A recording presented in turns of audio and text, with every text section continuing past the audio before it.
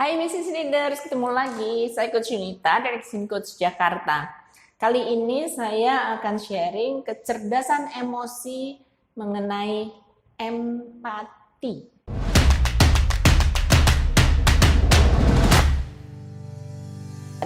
Kita sudah belajar sebelumnya bahwa empati itu adalah salah satu kunci untuk keberhasilan kecakapan sosialisasi. Ya.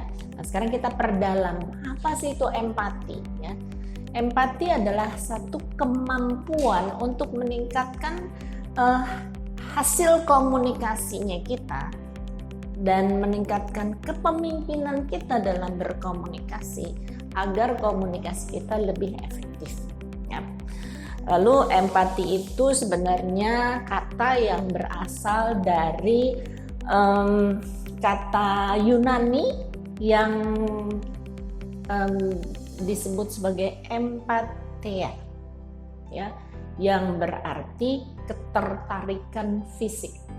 Ya, jadi kita memang berempati itu mulai dari sesuatu yang nampak tentunya. Ya.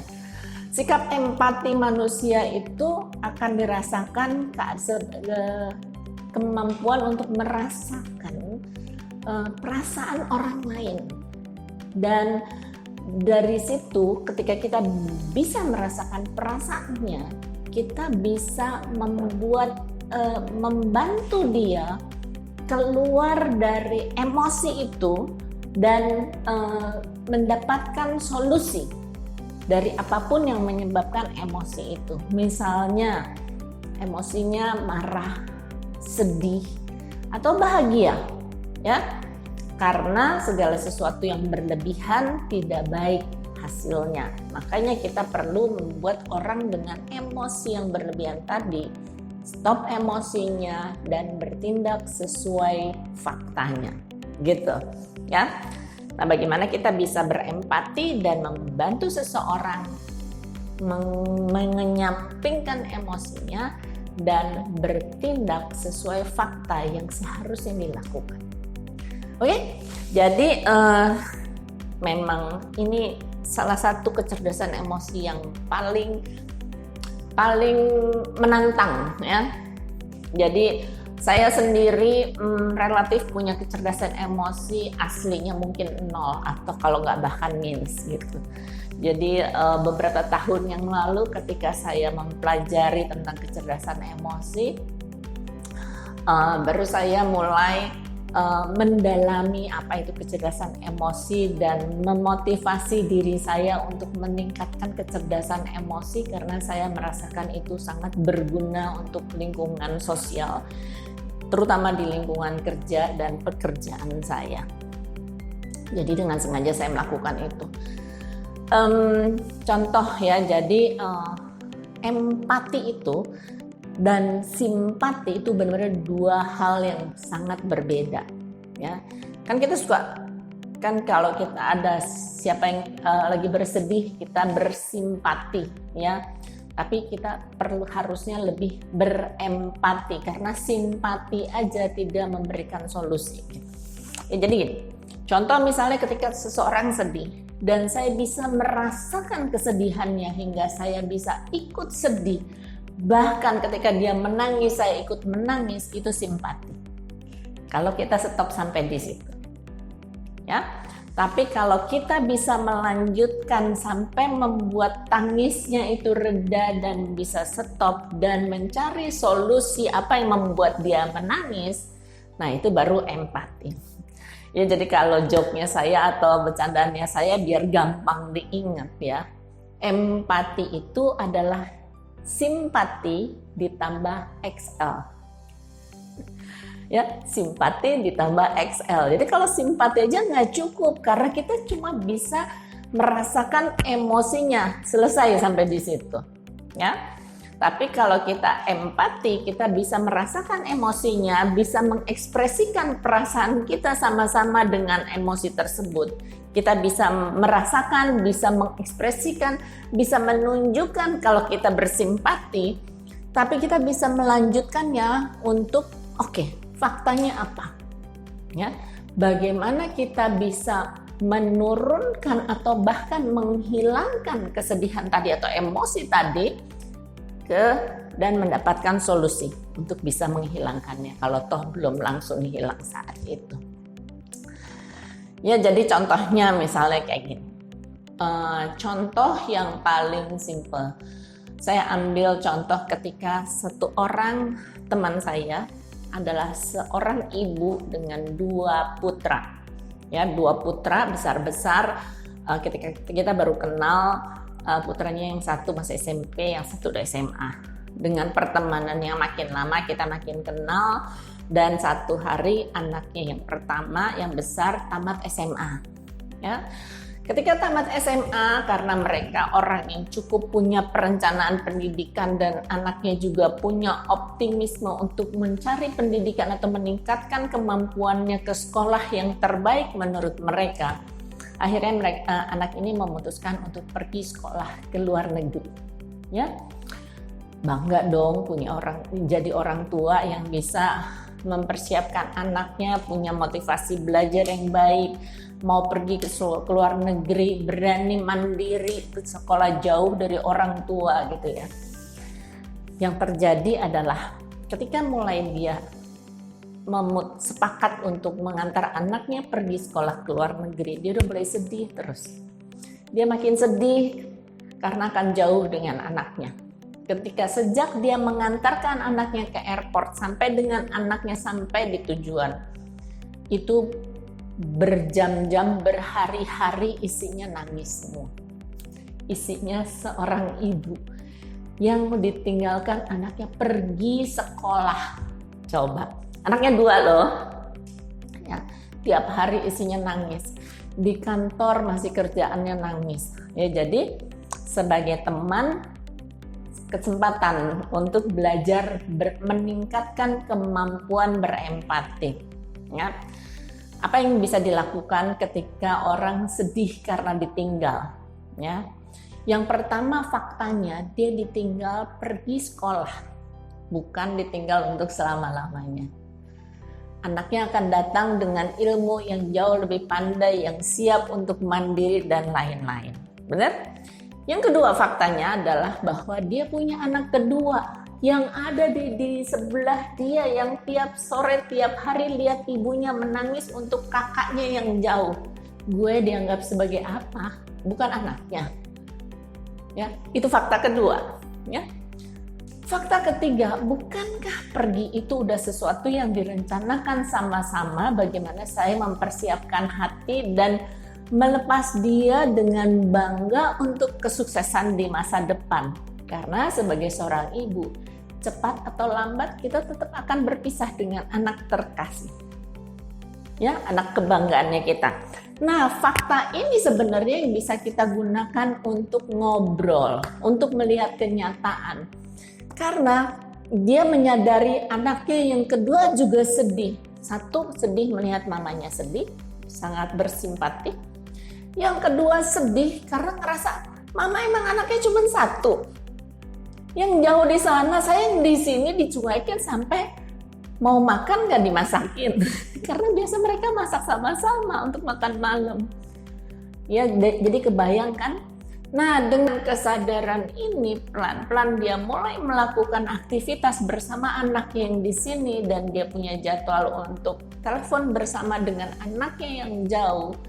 Di dalam 5 atau 7 hari saya lupa, akhirnya ibu ini tersembuhkan atau bisa mereda kesedihannya gitu dengan kesadaran fakta-fakta tersebut. Itu makanya saya bilang bahwa empati itu simpati plus fakta. Ya.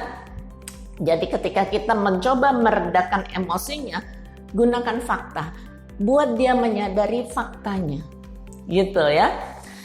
Oke, jadi itu empati. Memang nggak mudah, tapi butuh niat untuk membantu dengan empati.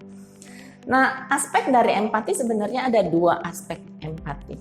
Empati karena kognitif, yang tadi dengan logika dan dengan fakta. Kita belajar sama menyamakan emosinya, menyamakan dengan simpati kita, menyadari emosi yang dirasakannya, Tapi yang kedua adalah kognitif ini adalah kita menggunakan logika. Bagaimana bisa membantu orang ini keluar dari emosinya yang berlebihan tentunya.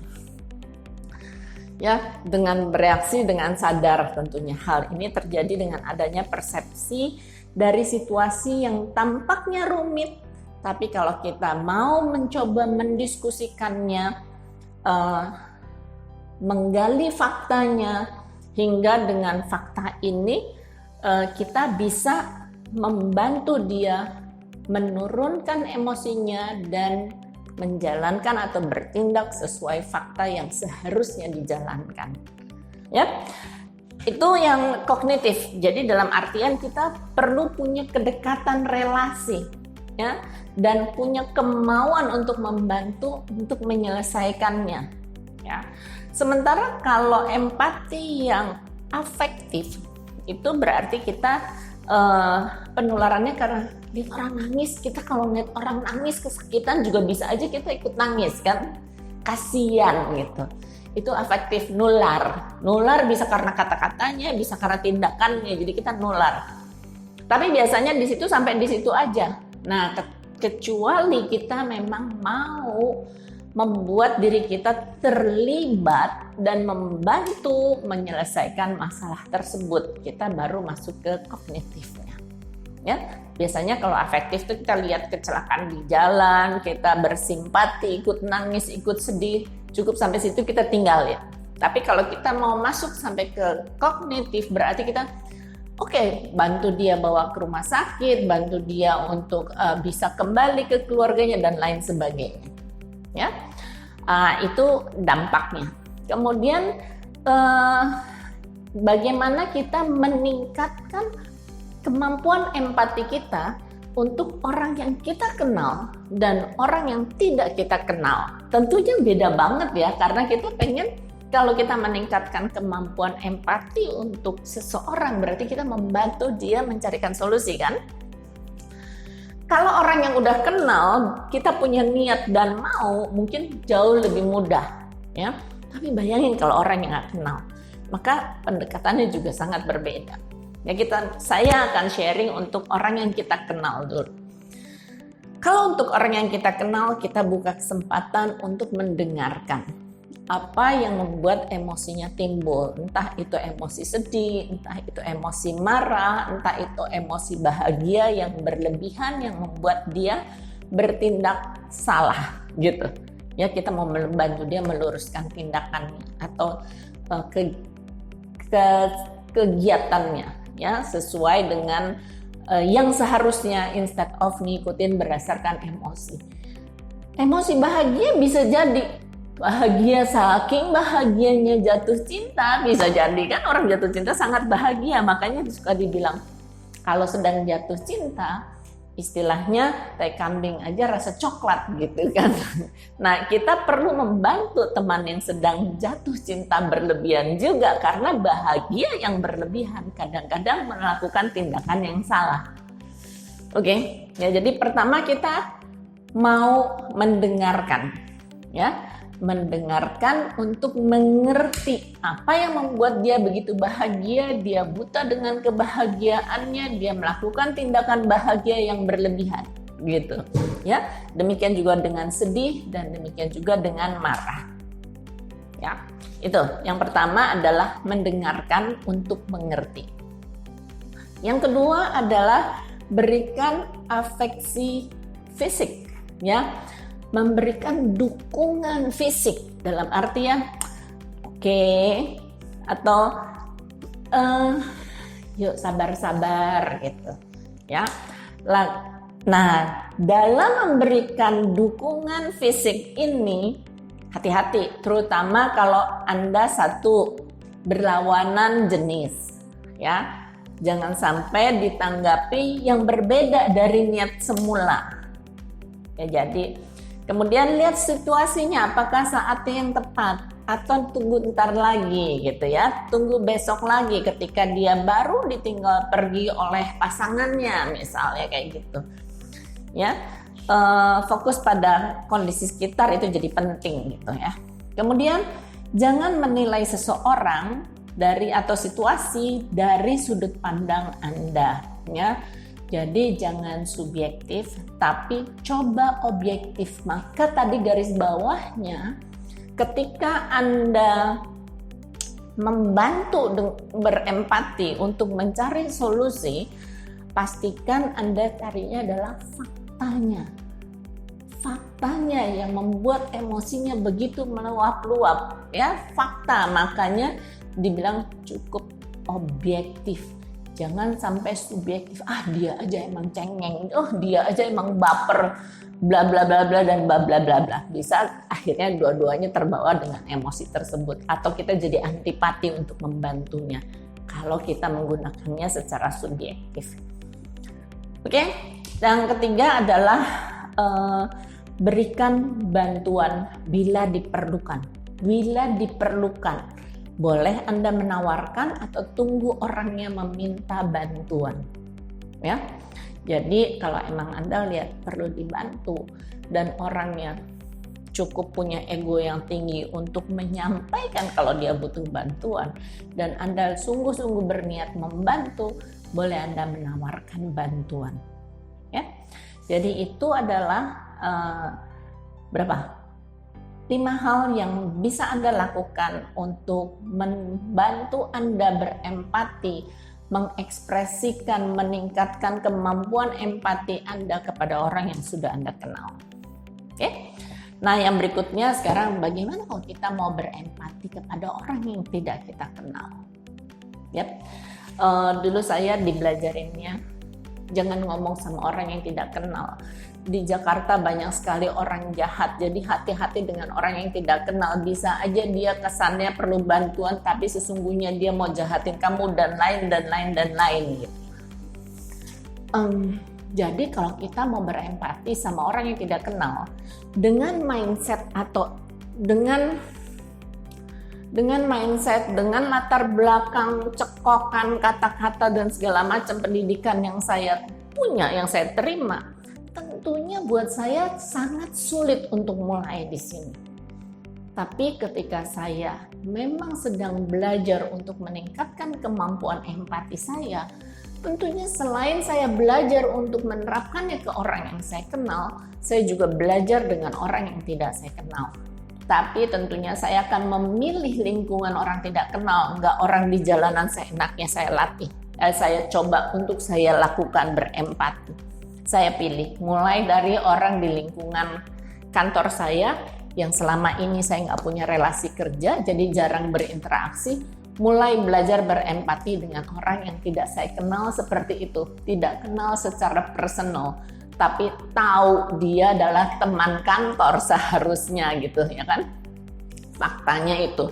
Jadi mulai dengan membangun rasa ingin tahu tentang orang itu. Misalnya ketemu di toilet, ketemu di ruang makan, mulai dengan duduk bareng dan ngobrol tentang pribadinya dia, tentang keluarganya dia dan lain-lain. Ya, jadi membangun relasi secara lebih personal dengan orang itu. Dan saya pilih lingkungan yang aman buat saya dengan background yang saya punya. Kemudian yang dilakukan yang lain adalah bisa belajar menjadi sukarelawan. Ya, sebagai sukarelawan tentunya kita bekerja bersama-sama dengan tim yang sama-sama kerja sosial.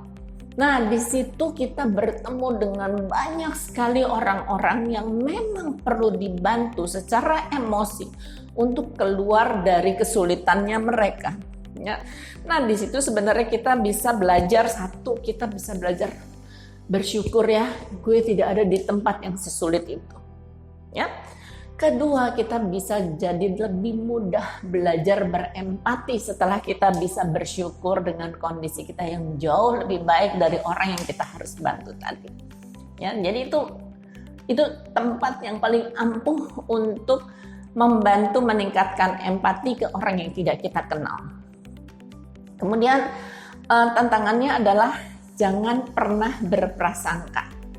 Ya, jangan pernah berprasangka. Mulai cari kesamaan. Kalau kita punya kesamaan dengan seseorang, akan lebih mudah buat kita berinteraksi dan berempati. Yep. Dan yang berikutnya adalah gunakan imajinasi Anda untuk membayangkan betapa sulitnya jadi dia. Betapa sulitnya jadi dia. Bisa jadi kita belum pernah ngalamin pengalaman itu. Makanya istilahnya kalau ada pernah dibilang put your foot in their shoes, ya kan? Itu adalah cara berimajinasi untuk membayangin bahwa kita ada di kondisi orang itu. Karena kita tidak pernah bisa membayangkan atau tidak pernah bisa merasakan kondisi itu, agak sulit buat kita bisa berempati. Tapi dengan tahapan tadi, kalau kita udah mulai deket, trust-nya udah mulai ada, dia bisa mulai cerita, kita bisa mulai mendengarkan, bisa keluar fakta-fakta di mana kita bisa membantu mencarikan solusinya. Ya.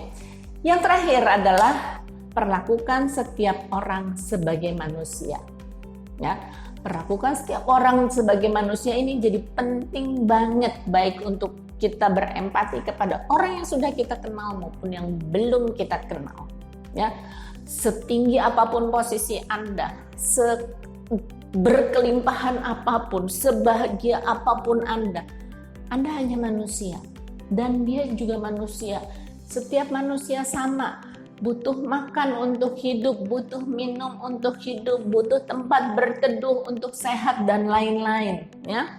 Jadi dengan punya kesamaan, dengan memperlakukan dia sebagai manusia itu butuh didengar. Manusia itu butuh dihargai sebagai manusia dalam artian pendapatnya perlu kita dengar, suaranya perlu kita tanggapi. Ketika kita memperlakukan orang demikian, percaya kita akan terbangun kepercayaan dan saling terbuka untuk bisa saling membantu setelah itu. Yap, jadi itulah 5 hal yang bisa Anda lakukan untuk belajar berempati kepada orang yang tidak kita kenal. Ya, jadi empati ini sangat penting hingga saya harap ini bermanfaat untuk Anda. Dan Anda bisa subscribe, like, dan share untuk teman-teman yang sedang mau meningkatkan kemampuan berempati. Jika Anda sedang dalam proses untuk meningkatkan kemampuan berempati, silakan chat di sini. Kita bisa diskusikan untuk spesifik case Anda. Terima kasih dan sampai jumpa.